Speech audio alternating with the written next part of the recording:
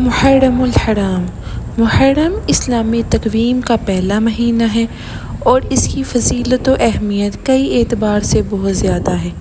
Number 1، حرمت والا مہینہ۔ محرم کو اللہ تعالیٰ نے حرمت والا مہینہ قرار دیا ہے۔ قرآن مجید میں 4 مہینوں کو حرمت والا کہا گیا ہے اور محرم ان میں سے ایک ہے۔ ان مہینوں میں لڑائی جھگڑا منع ہے۔ نمبر 2، عاشوراء کا روزہ۔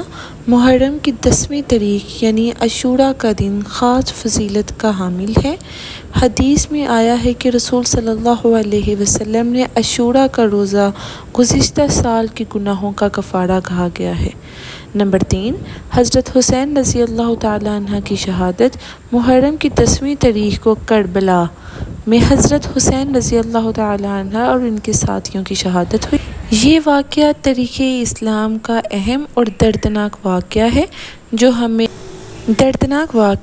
جو ہمیں ظلم اور جبر کے خلاف جدوجہد اور صبر و استقامت کی یاد دلاتا ہے۔